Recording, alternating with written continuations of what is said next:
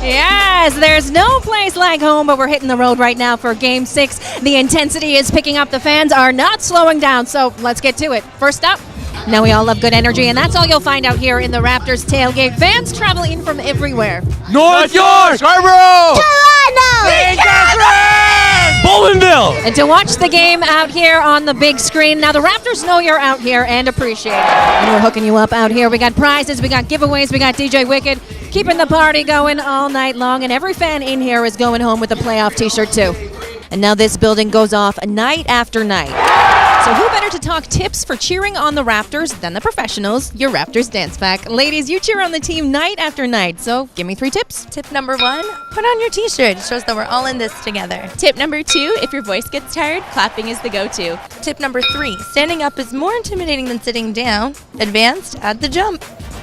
See? Pros. Oh, yeah. And our other favorite Raptors team, Raptors 905, is fighting for that league title this week as well. Games 2 and 3 will go down at the Hershey Center. So grab your tickets here and let's help them out, too. For me, it's all about just preparing myself, pushing the ball in transition. It's all about giving myself up for the team and just personally for myself, just trying to accomplish the things that I have set out for myself within the aspects of the team.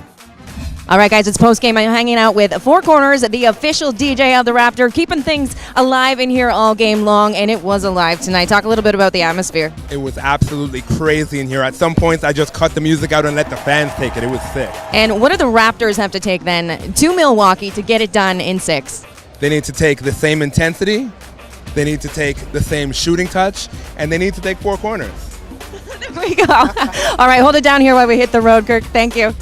See you guys in Milwaukee.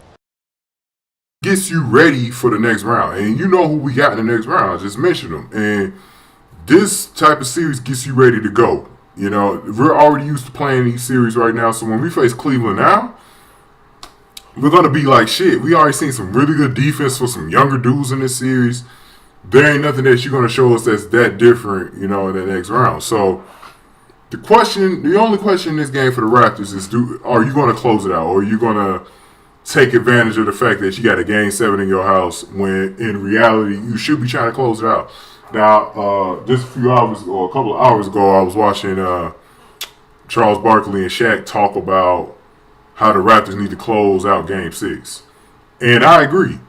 They need to get into the mindset of closing out series a little earlier. One thing I hate about the Raptors right now, their series go way too long in the playoffs. Way too long. Especially first round series. These series should not be going that long. You're better than these teams you face in the first round. These series should be ending in about 4 to 5 games. I feel like they should be able to sweep some teams too. At least 5 games. But I know that Milwaukee was going to be a different animal for us in this round. I knew that before we faced Milwaukee. I was like, some Raptor fans are idiotic to thinking this shit was going to be easy or no sweat. And I was like, really? Like, Milwaukee is a very good up-and-coming team, and Jason Kidd knows how to coach his ass off. I said, we're going to be tested in this series, bro. And this is one of the matchups where I looked at it, I was like, we're going to be tested. And I think the only team that we wouldn't have had that much trouble against was probably Indiana. Because I look at the rest of the 5 through 8s. Man, the Bulls, with the way they was looking when they had Rondo. And by the way, Boston, don't try to act like you was a good team right now, because you only up 3-2 because Rondo's out. Everyone knows this. Because Rondo's out. Lucky motherfuckers. But you're going to get what's handed to you in that second round. I don't like the Wizards either, but I think the Wizards are... I'm hoping both teams just beat the fuck out of each other, because if they're, by some chance, we come out of that series against the Cavs as winners. And I know nobody believes we'll beat the fucking Cavs. I've even got my doubts. But I do think it's possible, because this Cavs team, this is the weakest of the LeBron team since he's been back in Cleveland. He's only been with 3 different teams, 2015, 2016, 2017. This is the weakest of those 3. But the good thing for them, they still got Kevin Love and Kyrie though. Whereas those dudes banged up in 2015. But I don't know why. I still feel like he had a better team in 2015, even though he was shorthanded than he has right now. For some reason, this team don't They didn't look good to me against Indiana, man. They looked really. That was one of the most flawed sweeps you ever see. Indiana should have been able to get a game out of it, but Indiana just sucks. This is how badly they suck. They couldn't even get a game out of the Cavs. Like, I'm talking about a game.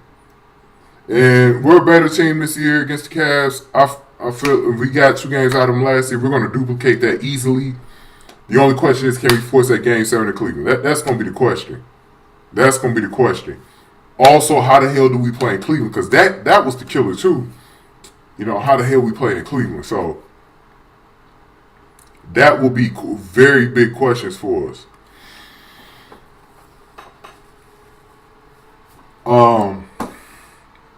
But focusing back on Game 6, the Raptors had a phenomenal Game 4 up there. The defense was the best I've ever seen.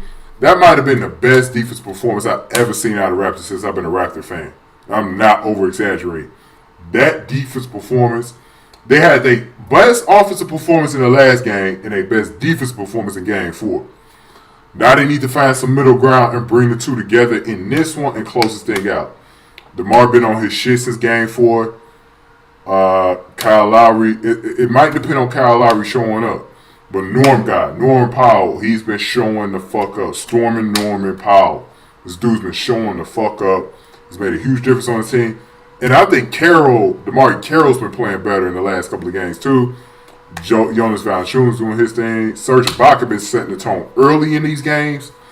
And one thing I always talk about Serge Ibaka, he takes a lot of shots, but he ain't scared to shoot them. I think that's good for the Raptors to have someone that's not scared to shoot jump shots, especially someone playing his position, because they're going to go in sometimes. So, and it's pretty good.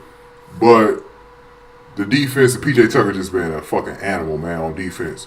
So we need to have our guys and our role players like Corey Joseph, Patrick Patterson, Van Vliet when he comes into the games, and Pirtle. When these guys come into the game, they got to be ready to go.